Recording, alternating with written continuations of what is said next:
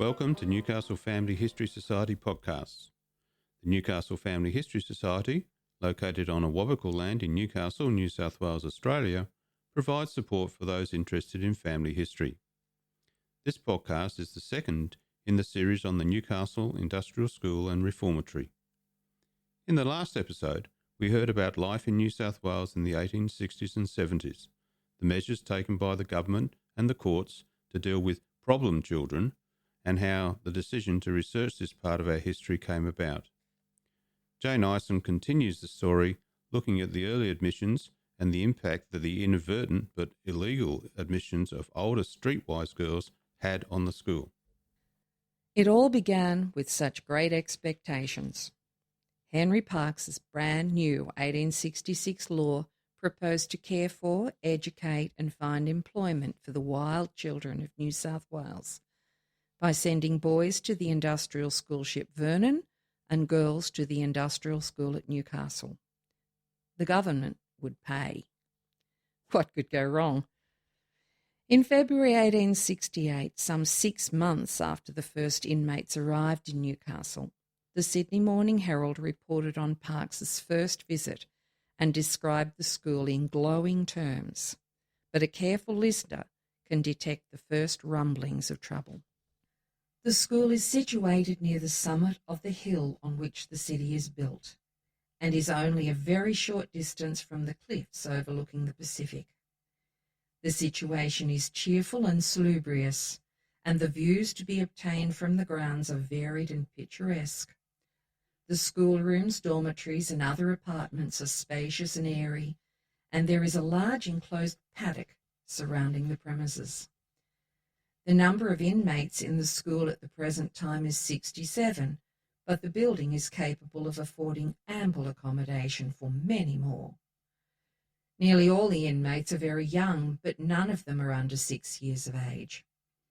They have been sent from different parts of the colony, north, south and west, and here they find what many of them before were utter strangers to, a home.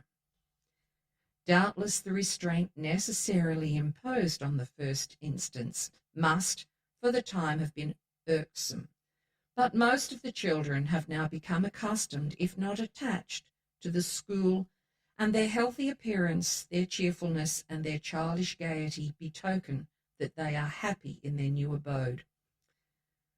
One or two of the elder girls have, however, endeavoured to escape. The paper reproduced in full the sometimes judgmental, generally uplifting but rather wordy speech which Parkes made to the girls.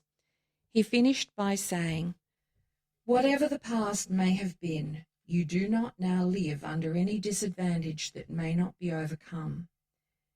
If you had been left in the state of vice and misery where the law found you, none would have been found to respect and few to pity you, and you must indeed have eaten the bread of bitterness. Privation and disease with unwomanly associations would have been your lot, followed in many instances by an untimely death. Now it rests with yourselves, one and all, to be respectable women. If you take advantage of the present opportunities afforded you, many of you may become heads of families, possessing property and influence, and enjoying the respect of good men and women. But remember, you must face trial and difficulty, resist temptation, and strive resolutely to attain this. I want you to look upon life hopefully, and at the same time, try to understand your duty and try to do it."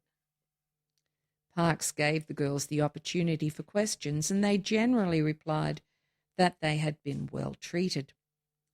One or two of the older girls, however, complained that their hair had been cut off.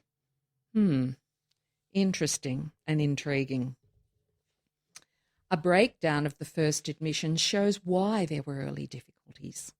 The first girls sent to Newcastle arrived together and were admitted by Agnes King, the matron superintendent, on the 31st of August 1867. Sydney always operated as a collection hub for any arrested girls from across the state, and they then travelled by ship to Newcastle. Sea transport was a big expense for the government and became one of the reasons the school was eventually moved back to Sydney. By the time Parkes visited the school in 1868, there were 57 girls in the register, not the 67 reported in the paper. None were under 6, but only 17 were under 10. The other 40 girls were over 10, and 15 of them were 16 or more years old. At this time, ages were inaccurate for many reasons, but for this first group of old girls, many had lied in court. They didn't realise that an arrest under the Act meant at least a year away from their family and no early release for good behaviour or extreme youth. Some had already spent time in jail where they tended to be released quicker if they said they were young. All these girls were used to considerable freedom, usually on the streets of Sydney, working. On their arrival, Dr. Richard Harris diligently outlined their health and informed the Colonial Secretary, naming individual girls and outlining any signs of virginity or not, or whether they had any sexually transmitted diseases and what they were. Some of these older girls were eventually released to their parents, but not before they caused a lot of trouble. They tended to be the early escapees from the school. The first and eldest girl admitted to the school was recorded as Eliza Moore, although this wasn't her name. She was arrested with her 9-year-old sister Teresa. A warrant had been taken out by the constables of Sydney to facilitate their arrest from their mother's house in Ultimo. Eliza and Teresa were daughters of the couple Benjamin Hanmore and Margaret Clark, who had never married. Benjamin was a convict and Margaret was the daughter of convicts. The newspaper report of Eliza's arrest said she was 15, and this age was confirmed by her mother, who declared that Eliza would turn 16 early in 1868. The police believed that she was under 16 and deposed that her sister is a prostitute and resides in the same house. Her mother sends her children out selling pipe clay, that she is in the habit of associating with young prostitutes, that they have visited the house in which she resides and never saw a bed fit for a human being to lie upon. Her mother is not a fit person to have charge of her, and last night, after her apprehension, she said that they could do nothing with her, as she would say that she is over the age of 16, and that she would continue to live as she had done. Eliza had already done time in a Darlinghurst jail by the time of this arrest.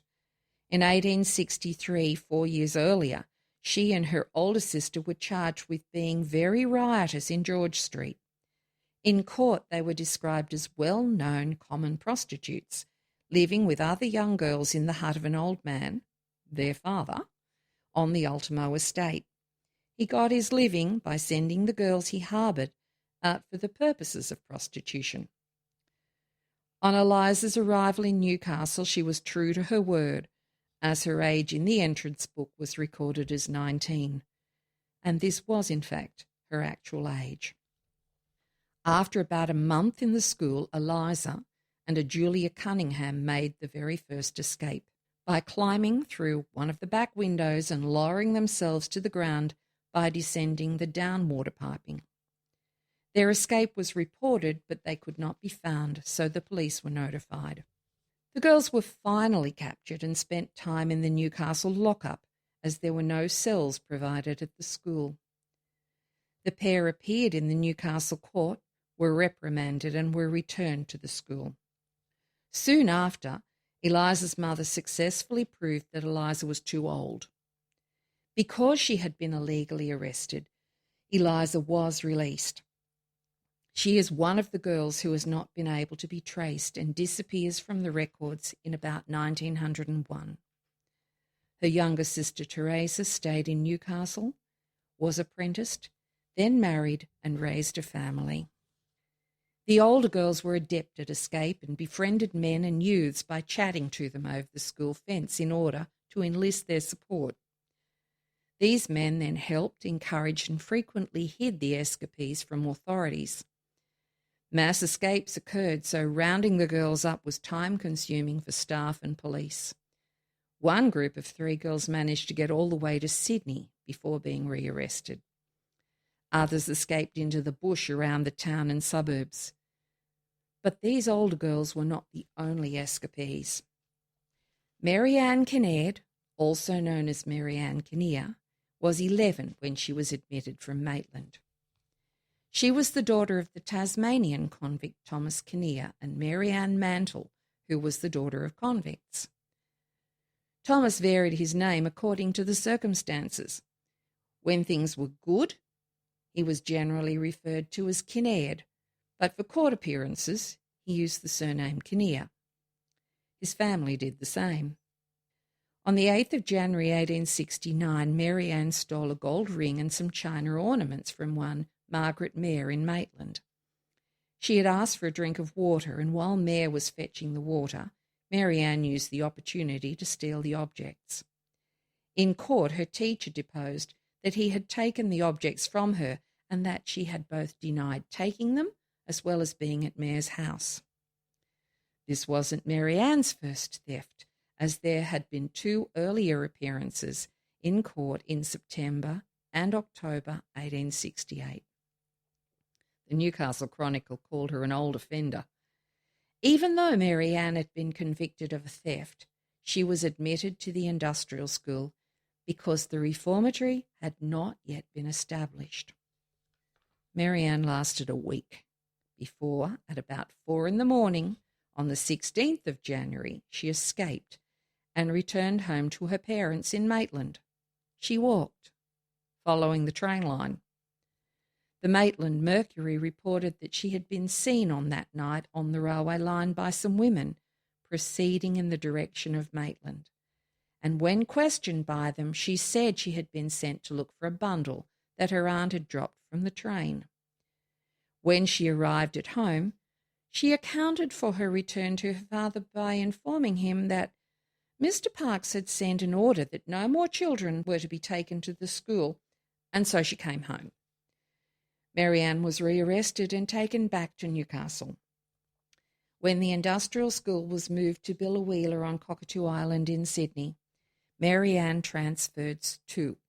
She and her father Thomas feature prominently in the letters to the colonial secretary regarding Mary Ann's time in Newcastle and later in Biloela. A complaint made by Thomas was also sent to his local member and was brought up in Parliament. Mary Ann was apprenticed from Biloela but soon returned to Newcastle and lived variously in Church Street, Blaine Street, which is now called Hunter Street, and Lake Macquarie Road, now known as Derby Street. Court appearances continued to appear in the newspapers, but eventually Mary Ann married, had 7 daughters, and died in Sydney in 1942 at the ripe old age of 88.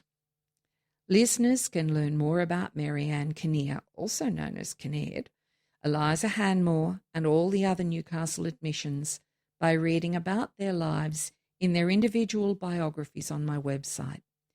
Their adventures made for an interesting time for the inhabitants of inner-city Newcastle in the 1860s and 1870s. The good things that happened at the school were far overwhelmed by the bad publicity about the escapes made by the inmates and by the 4 major riots that occurred there. The residents around the school found the atmosphere increasingly unpleasant. In the next episode in this series, I will investigate the best documented of these riots and share some of the accounts that were sent to Sydney and never published in the newspaper reports at the time. Be sure to tune in again to the next episode in this series on the Newcastle Industrial School and Reformatory, where Jane will give an account of the riots that occurred during the time the school was in Newcastle, looking closely at both sides of the first riot and outlining the lives of some of those involved. And for more detail on Jane's research, visit her website nis.wiki.com. You may also like on your chosen podcast app to subscribe, follow us, or turn on notifications for Newcastle Family History Society podcasts. We look forward to you joining us again.